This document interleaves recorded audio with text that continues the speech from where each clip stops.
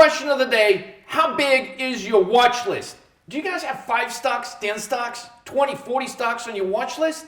Look, if that's the case, you've got to stay very focused for the next 5 minutes because I'm going to show you some crazy things about all kinds of opportunities you could possibly be missing out as a trader. You could be the best trader in the world.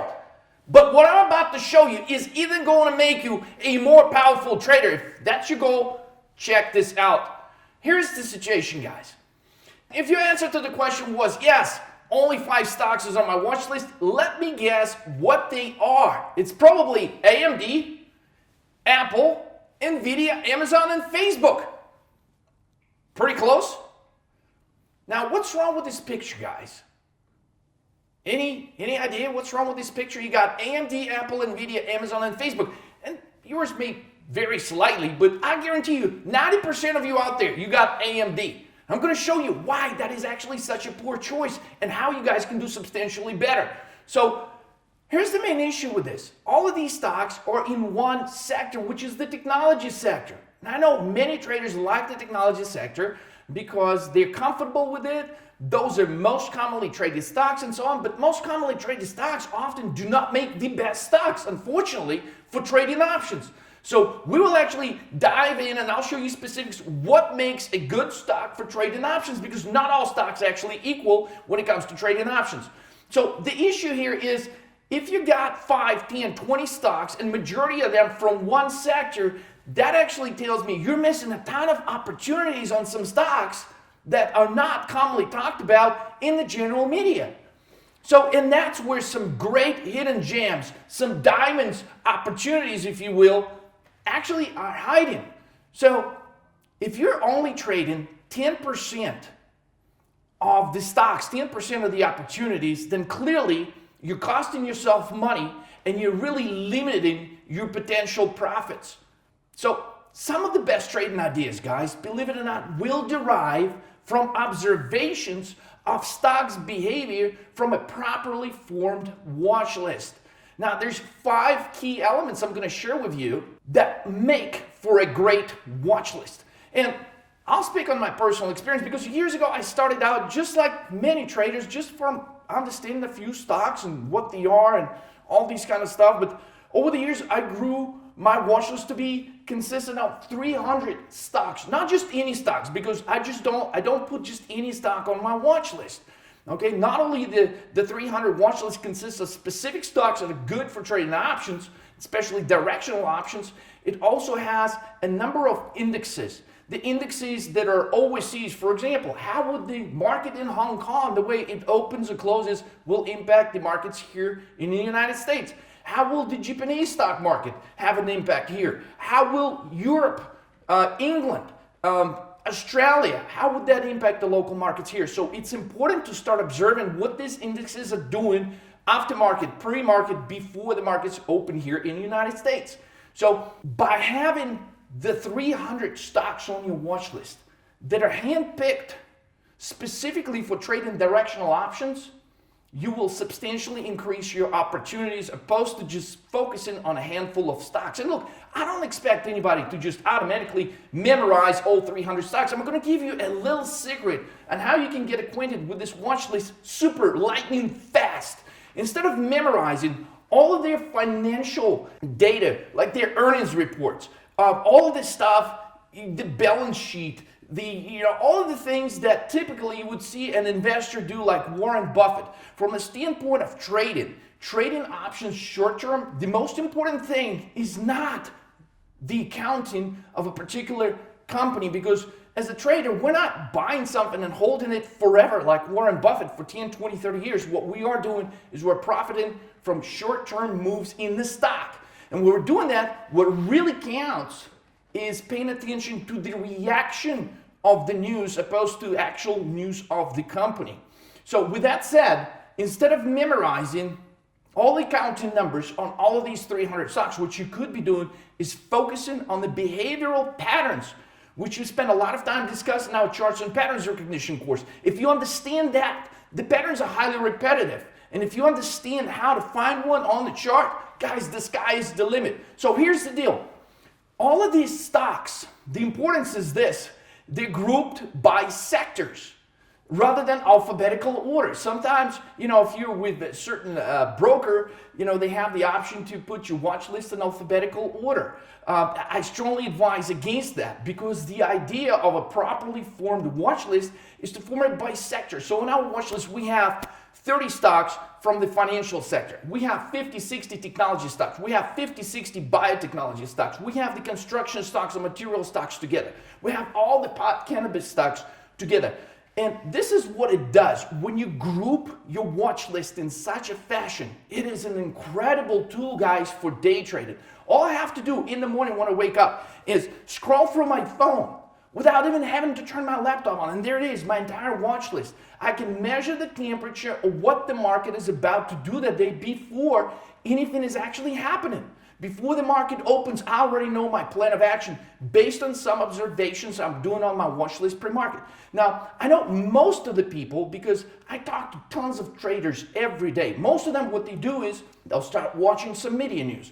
They'll start maybe watching Bloomberg, CNBC, stuff like that. Well, here's the main downfall of such a system for trading, because most of the time what they are discussing in the news is often after something has already taken place. And they're making future projections, typically without a specific time frame. So in other words, if an analyst talks about the stock on CNBC and they're bullish on the stock, they're not going to tell you if the stock is going to go up by tomorrow or the next day, or if it's going to take 3 years. I mean, we had analysts that's been bullish on Google stock for 5 years now, saying it's going to hit $1,300. Well, Google's been trading between $970 and $1,200 forever now. So what good does that information give you? But if you pay attention closely to the properly formed watch list, you're going to be able to identify some incredible things on there. So let me be a little bit more specific. So if I'm basically scrolling from my watch list in the morning and I see all the Chinese stocks, right? I've got 20, 30 Chinese stocks unanimously moving higher. What does that tell me? Guys, what does that tell me? Well, that tells me that probably some news already broke out about potential trade talk progress between the United States and China. And that's why, let's say 90% of my stocks are actually going higher on my part of the watch list that just designated to the Chinese stocks. So what does that tell me? Well, probably not the day where I may want to be buying a bunch of puts on Chinese stocks, right? Because the whole sector is moving higher. So, and here's in point number 2, as it mentioned, group it by sectors rather than alphabetical order. It actually gives you an idea what the entire sector is doing. And as a trader, you want to take a high probability trade. You don't want to be trading, if you see all the Chinese stocks moving higher, you certainly don't want to be, buying puts just because 1 or 2 Chinese stocks are going down that day. Does that make sense? You want to go where the big money is going. You want to go where the general institutional investor is placing their money that day. So if they're buying these stocks, then you should be buying calls.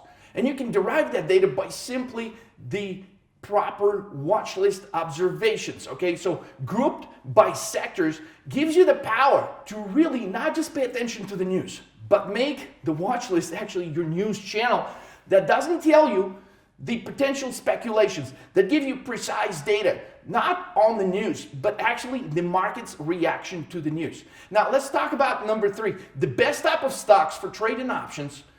Okay, plus key favorite stocks and institutional investors in each sector. What do I mean by that? Well, in our watch list, as I mentioned, it's not just any stock that is included in this 300 watch list.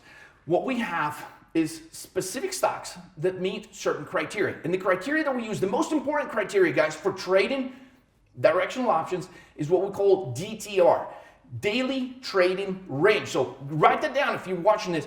And you're trying to make the most out of this information, guys. DTR is the daily trading range. Daily trading range, the higher the daily trading range, the better you're going to do. So let me give you a couple of examples to bring some light to what we're talking about here. So here's an example of a Bank of America. Now, I'll tell you right off the bat, Bank of America is a very poor choice for trading directional options. Again, what we're focusing here, guys, is trading weekly options, short-term trades, okay, where you can go in and make 3, 4, 5, 600% returns literally within 72 hours. In some instances, literally that day. So why is Bank of America such a poor choice? Just look at the chart. My goodness, do you see that in the last month, this thing has traded between 28 and like 29.50? I mean, can you imagine buying an option on the thing? And this Bank of America thing, one day goes up 30 cents, the other day it goes down 30 cents, then it goes up 40, then it drops 50. It'll drive you absolutely nuts. Okay, the problem, you cannot trade stocks for directional options that just keep going sideways. That's a horrible characteristic for a stock choice. If it goes sideways, what's going to happen to your directional options? They're going to lose value daily. And you guys can't afford it because we're here to make money. We're not here to break even. We're not here to lose money. We're here to make substantial progress in helping you build your account. Now, notice, for the same time frame, okay, in like October, November, do you see it go sideways as well? I've got it underlined by this blue line. Guys, look, it moves between what, 26 and 27 bucks for like another month. Guys, what this tells you, this is a very poor choice for trading directional options because you could be buying some expecting a big move, and guess what? You keep waiting, and you keep waiting, and you keep waiting, and guess what happens? Absolutely nothing freaking happens. Okay, and what happens by the time your options expire? Yeah, they're worth absolutely nothing. So it makes a huge difference when you select the right type of stocks. Now, Bank of America is actually on our watch list. Now, why would we actually have it on the watch list? Because our watch list specifically comprised of two types of stocks, as mentioned in point number 3. Okay, one of them is the stocks that have this characteristic of a high DTR, high daily trading range, and the second characteristic is the stocks that institutional investors favor. Well, Bank of America, when we're looking at the financial sector, has been institutional investors' favorite. Just because it's institutional investors' favorite does not make it a great product for trading directional options for individual investor, but we should pay very close attention to how that stock behaves because it could show us a good example of where institutional investors actually placing their money. So we can figure that out and we stay with where the big money is going. We can place some really good trades on other stocks within the financial sector. So let's say we've got 20, 30 financial stocks on our list, and we're watching as we did in summer when everybody was still saying, oh goodness, all these financial stocks are just going to keep going higher and higher. They're going to go to the moon because the interest rates are going to go higher. Well, we said no. What the charts are showing us is that they're going to go lower. And we actually placed a really good trade utilizing Bank of America chart. We said, look, when Bank of America drops below 30, we're going to buy puts on what? Not on Bank of America. Yes, pay attention, okay? Not on Bank of America. We're going to buy puts on this stock right here, Goldman Sachs. Now, why would we buy puts on Goldman Sachs? Look, because it meets our criteria for high daily trading range. What I mean by that, look at these blue arrows on this chart. Do you see how many multiple days this stock is capable of making huge moves? I mean, look how huge these moves are in comparison to Bank of America. I mean, this stock can move 11 bucks, 10 bucks, and look how many times it's actually able to do that. So in other words, it has a high history of these big one-day moves, and that's what you really need if you're trying to profit from trading directional options. Now, most of the banking stocks, unfortunately, are going to be in the range of 20, 30, 40, 50 bucks. I mean, Morgan Stanley, Citi, I mean, they're all $60, $70 stocks. So none of them actually make great products for trading options, but there is a number of stocks in the financial sector on our watch list which are like 300 bucks, 400 bucks. If you know which stock to trade, you'll make substantially more. So let me get back to this Bank of America trade. So we noticed in summer that it was trading in the range between 30 and 31.5 for like literally 3 months. So when it finally broke below 30, we shorted Goldman Sachs. Goldman Sachs, within 72 hours after we placed that trade, we're buying 227.5 puts for 30 cents that were expiring that week. Within 3 days, it dropped 11 bucks, and we were selling those put contracts for over 5 bucks, guys. Now that's an insane return. That's almost a 1,500% return, guys, if you're paying attention. Okay, so check this out. If we place the same trade on Bank of America, our returns would only be a mediocre 40, 50%. Now, I wouldn't advise anybody to take an option trade over 40, 50% because there's a ton of opportunities out there if you know what to focus on and what to look for. So check this out. So focus on this chart of Goldman Sachs, right? You see when it was 230. Look at that sharp drop right there. Okay, utilizing our chart course, you can actually identify moments like this when stocks either break higher or break lower. Look at that point on this chart where it broke from 170s all the way to 200. That was actually an alert we sent to our alert subscribers. Buffett and VIP and long-term trading alerts. And these 190 calls, we're buying them again for 30, 40 cents, and we're selling them for $5 when we reached our target 195. Again, if we placed the same trade on Bank of America, we would have been nowhere close. Again, we would have maybe realized a gain of like 30, 40%. But instead, our subscribers were realizing gains of 3, 4, over 1,000%, depending on specifically when they were locking in their gains on that trade. So trading the right stock really matters. And again, the main characteristic of a great stock that fits that criteria is high DTR, or daily trading range. Now, point number 4 is this: the pre-market observations from your watch list. If you're paying close attention to the pre-market volume, that will really give you an indication which side of the market you should take place. Remember the example I was giving you earlier about the Chinese stocks and how all of them were going higher? Well, guess what? If you take it a step further, if you just advance your knowledge just a tiny bit, look, you don't have to be a rocket scientist to do this, but if you're observing all Chinese stocks, or majority of them on your watch list are going higher, okay, but you're seeing that they're going higher on very, very tiny pre-market volume, what does that tell you? Should you be buying calls? No, in this case, you should be buying puts, because if something pre-market goes substantially higher, but on tiny volume, on very small volume, that tells you that that move higher is not going to be sustainable throughout the day or throughout the course of the next couple of days. So what you actually want to do, the proper action to take, would be to buy puts. Guys, you can do this if you have the winning watch list. So by making just a few simple observations, you will be so far ahead of the game. Oh boy, you will be paying cash for that house a lot sooner than you think you would. Okay, number 5, make it your independent news channel. Again, before you turn on any media and before you put a lot of this nonsense into your head about what's actually going on, really it pays, what really pays to pay attention to, guys, is your pre-market action on your watch list. Not only that, is making a few simple observations instead of just putting all this crazy stuff that they're talking about in the news. That way, you're independent. You make your own decisions. And the most important, when you're focusing on your properly formed watch list, again, is not the news. It's the way the market reacts to the news. And you will have that news channel that is high-powered with the way the market reacts to the news, which is ultimately what is short-term wise is going to be helping you to make exceptional trades with higher probability. Now, use this information as far as the divergences that I described on the volume observation.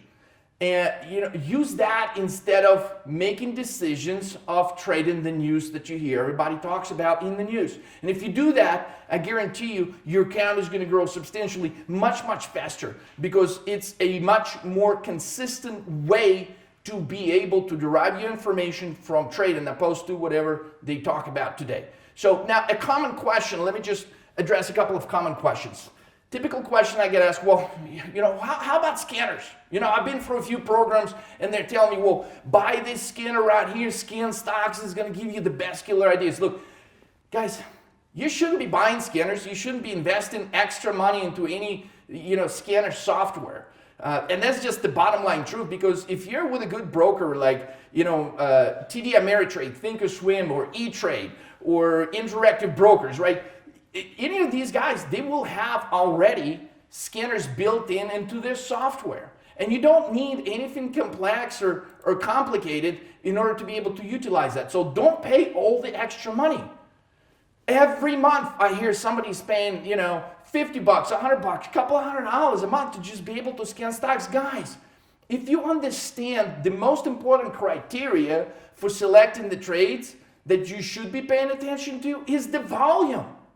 You don't need any high complex software to be able to observe the volume. What you do need to do is be able to make simple observations about what kind of volume a particular stocks trade at. Okay, well, let's say we'll take a look at Amazon. Well, Amazon typically trades, in the history of the context of the last 10 days, it trades on average 7-8 million shares a day. So what would be a good pre-market volume for Amazon? Well, pre-market volume for Amazon would be a good volume average lately has been 100,000. So if you see pre-market, let's say at 7:30 in the morning, Amazon already trades at 300,000 shares and it's up $30, that tells you that move is going to be sustainable. Now, if it trades $30 higher in the volume, let's say of 25,000 shares, that tells you, hold on, this is a great shorting opportunity right here. Okay, so everything, guys, is actually that simple. So you don't need any complex scanners, but you do want to basically scan for a couple of things, okay, which is exactly what we're doing. You could do it without spending a penny more. If you have a broker, you can scan for those things easily, okay? So number one, scan for pre-market volume.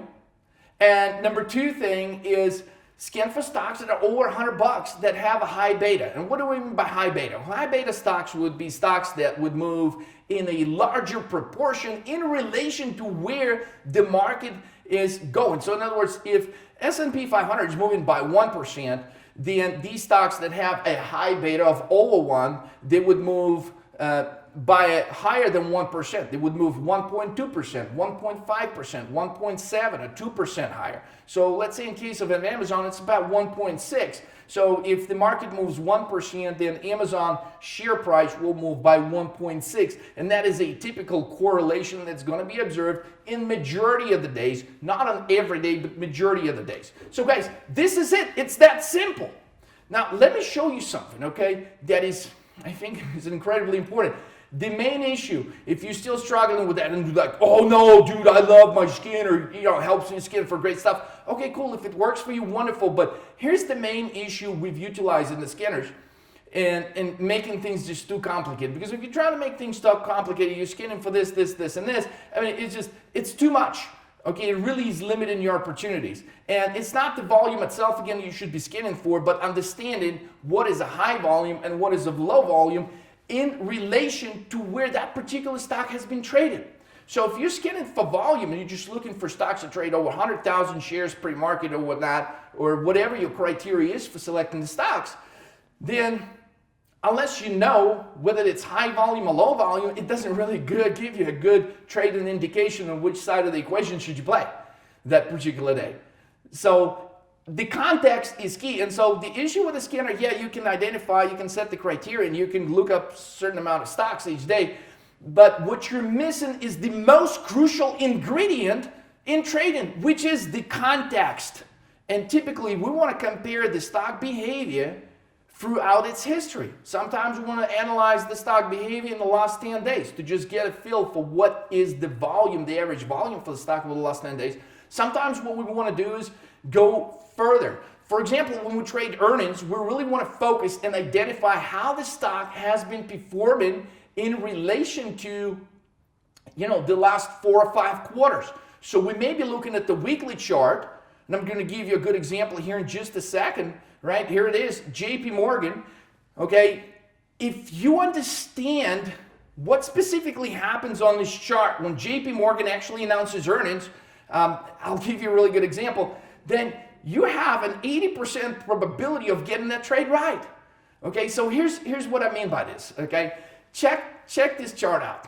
Okay, and this actually addresses a very important question, which, okay, if you're scanning for stocks that are, let's say, gapping down or gapping up, a typical question I get is, well, how do I know if the stock gaps down? Should I buy the dip? How do I know if the stock gaps up? If I should buy calls on it or if I should be shorting the stock, right? Well, very important to look at the context. Again, context is king, guys. If you understand the context and what the stock does, in majority of the cases, you will have a much higher probability. So if you're scanning for stocks that are gapping up or gapping down, the next most important observation you can make, okay, the last time this particular stock has gapped down, what did it do next? Did it continue to fall, or did indeed institutional investors came in, they bought the dip and moved the stock higher? And so the more consistent of a history you can look at, the higher probability you will have on understanding what will actually take place next. And so in the example right here of JP Morgan, check this out. I've got 3 dots right there, which coincide with the time frame when JP Morgan reported earnings last time. So generally speaking, when a company reports great earnings, what happens? It's supposed to go higher. When it beats all the earnings expectations and all the analyst expectations, what typically happens? The stock moves higher. Well, Not so fast. If you look closer at JP Morgan, yes, initially it goes higher pre-market, but then it sells off. And that's exactly what took place. So again, if you were paying attention to the news and you'd be like, oh man, great news report. Wow, certainly I need to be buying calls. Then you would have lost a ton of money, because if you bought calls, then literally that same day, the stock would reverse and drop like a rock by a few dollars, which is a pretty significant move for, context of JP Morgan. It doesn't move like 20, 30 bucks like Amazon or Google or something like that. So very easy to understand, right? Last 3 earnings quarters, it popped higher and then it sold off. So if you were actually paying attention to the historic observations, then you would have known that if the following quarter JP Morgan pops up on better than expected earnings, what you should be doing. You should not be buying calls, because the history shows there is a 75 or 80% probability that once it goes higher, it will ultimately drop. So that's how you know, is by analyzing the context, is what should your trading decision be. And so that is just one aspect, right? So you've got the watch list, you've got the winning stocks on the watch list that you focus on, that help you generate higher returns. Remember the example I have given you between Bank of America and Goldman Sachs on both put side and the call side? Okay, remember what I said in the example about showing you the divergences in case of the Chinese stocks, right? Just because they move higher, you shouldn't necessarily be buying calls. You have to observe the divergences, and the easy one to observe and pay attention to is the volume.